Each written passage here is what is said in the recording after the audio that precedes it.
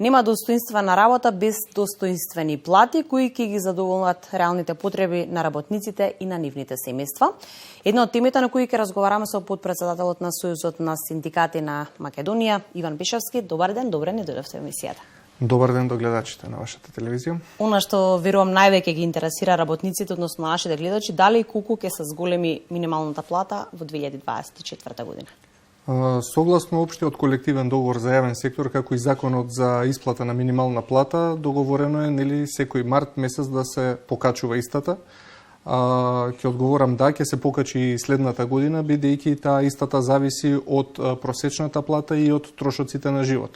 Бидејќи изминатите години постојано растеше и просечната плата и трошоците на живот, да ја кажем инфлацијата, така е договорено со представниците на власта и со Организацијата на работодавачи да согласно овој закон никогаш таа не падне под 57% од просечната плата во земјата, меѓутоа да расте за 50% и од порастот на просечната плата и од порастот на инфлацијата. Сега, доколку направиме некој пресек на оваа дата, бидејќи не може да предвидиме колку би биле точните бројки во март, меѓутоа ако продолжи трендот вака на зголемување на цените и на платите, според нашите пресметки, отприлика би била скоро 23.000 денари минималната плата во месец март, имајќи во предвид дека за 14,2% се зголеми просечната плата, а за 11,7% се покачени трошоците на живот.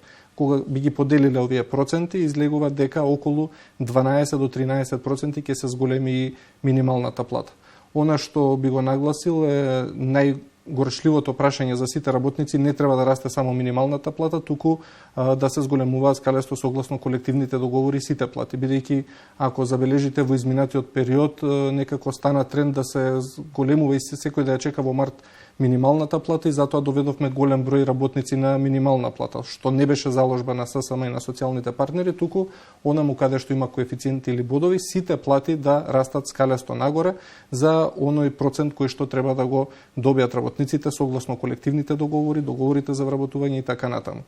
Она што го апелирам и до владините представници и до работодавачите е да кога ќе се донесе минималната плата, така да ги зголемуваат и останатите плати на вработените, а не да доаѓаме низ текот на годините само до некоја урамниловка на плати и да излезе дека после 10 години сите ќе бидеме на минимална плата. Да, не го чекаме сите кога што споменавте вие месец март.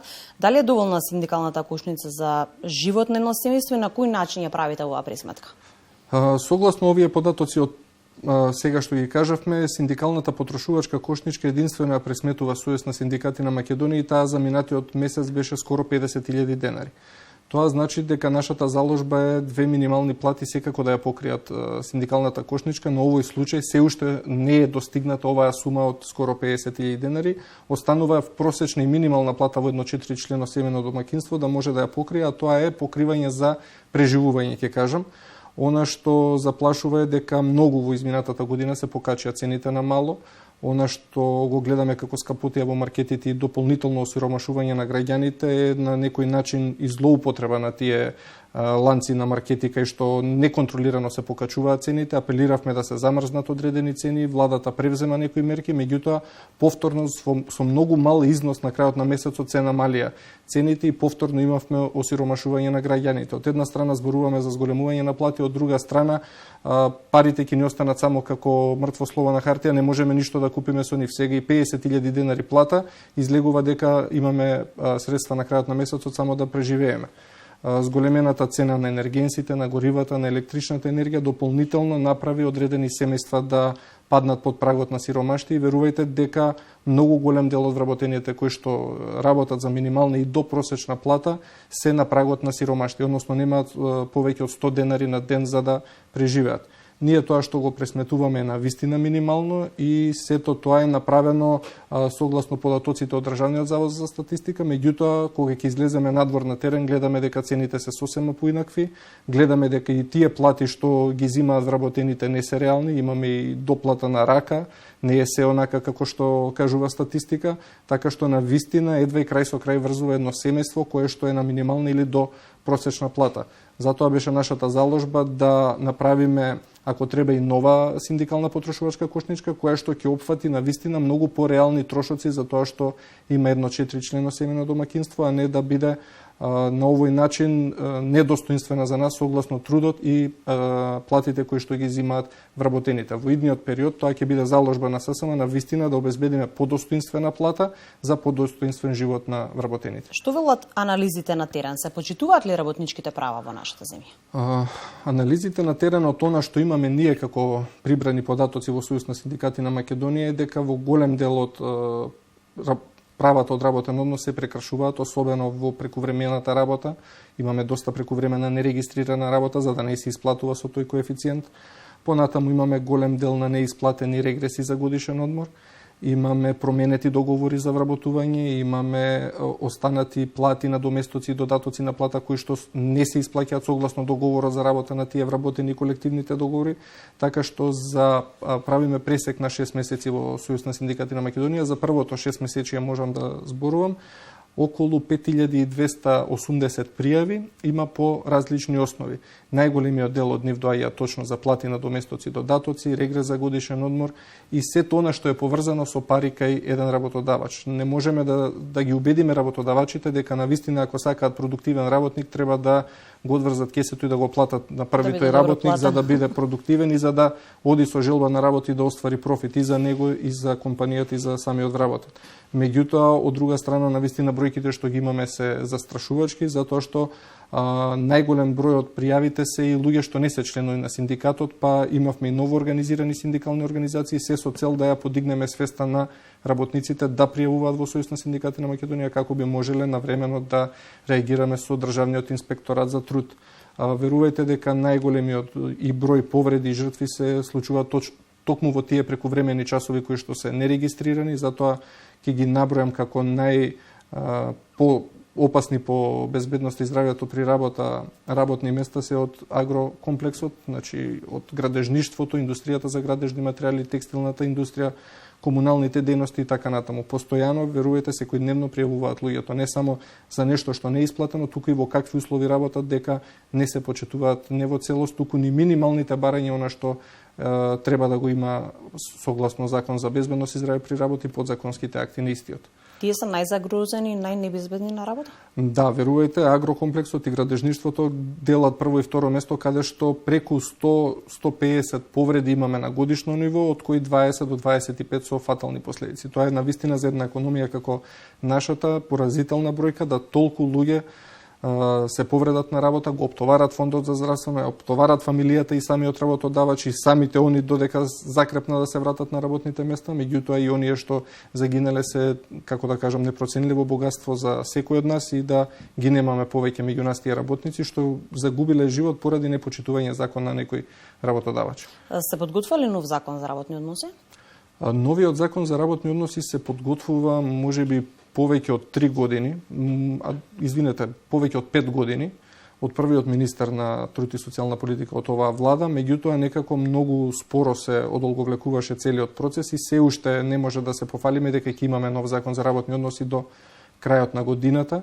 Се подготвува, меѓутоа некако не се наоѓаме пред се и со владините представници, не само со работодавачите, некако на некои разумни заеднички решенија кои што треба да се содржат во новиот закон за работни односи, така што скептик сум дека и до крајот на оваа година ќе се донесе или доколку се донесе повторно можеби ќе трпи измени како што го имавме минатиот со преку 100 измени има од кога е донесен во 2005 година. Верувајте дека за да се донесе закон за работни односи треба навистина да се слушнат синдикатите и работниците, она секојдневно што го даваат до Сојуз на синдикати на Македонија и до гранковите синдикати како проблеми од терен, а не тоа да бидат правници по министерствата кои што не излегле на терен да ги видат реалните потреби на луѓето и да пишуваат само дека треба некои членови да се менуваат, а од друга страна да имаме непременлив закон за работни односи онаков како што го имаме.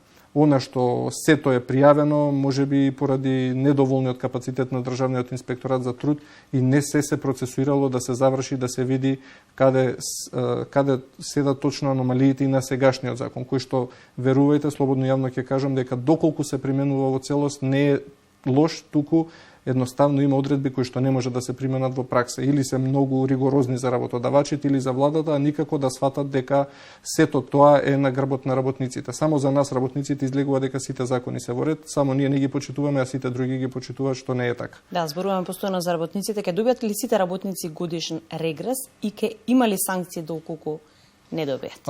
За сега регресот за годишен одмор е регулиран во двата колективни договори, како за приватниот, така и за јавниот сектор, со тоа што во општиот колективен договор за јавен сектор оваа година е договорено да биде линеарно за сите 10.000 денари, а до година да биде 30% од просечната плата исплатена во минатата година. Тој износ секогаш ќе расте и ќе достигне преку 11 и 12.000 денари, додека во приватниот сектор е задолжителен за сите работодавачи во износ од минимум 40%.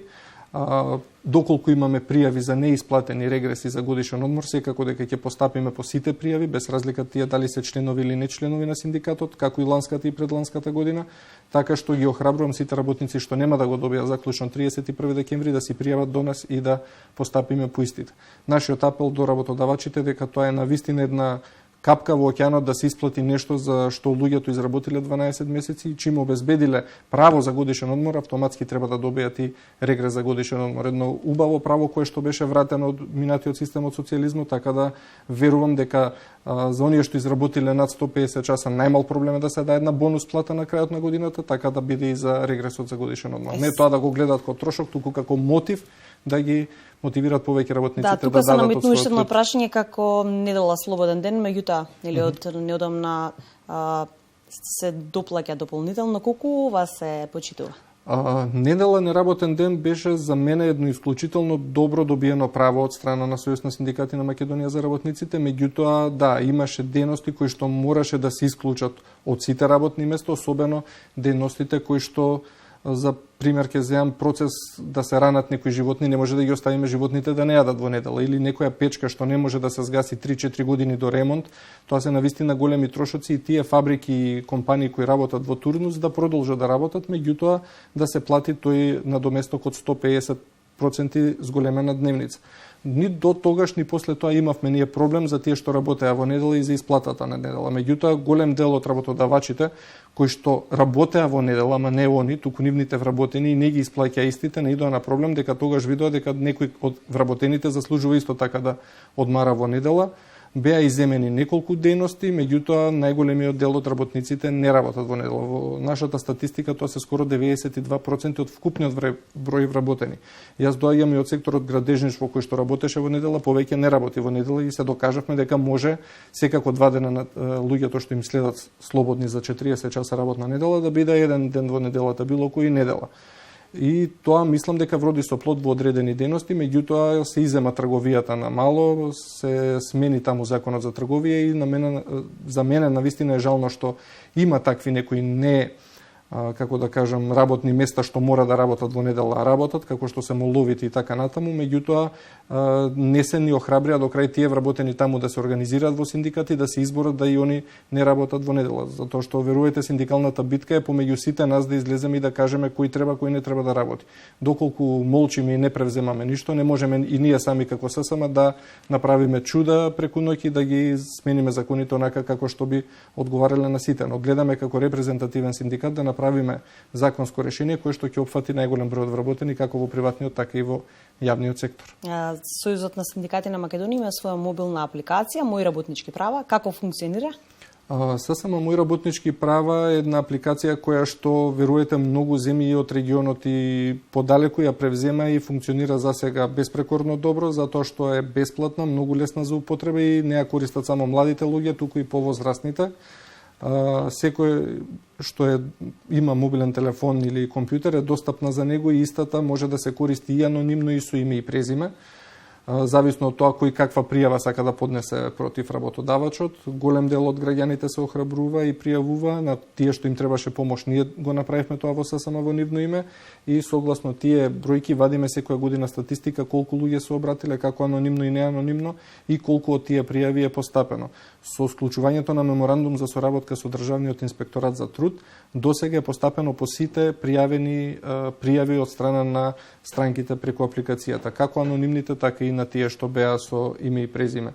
Верувајте дека ова даде мотив на многу работници да пријавуваат каде се прекршуваат работничките права и многу од работодавците беа задолжени да ги исправат неправилностите, а оние што не ги исправија во дадениот рок и да бидат казнети. Да, само секогаш на страна на работниците. Благодарам многу на одвоеното време. Се надам дека одговоривме на дел од прашањата на работниците, меѓутоа тука сте повторно да ни бидете гости. Ви благодарам и вам на поканата.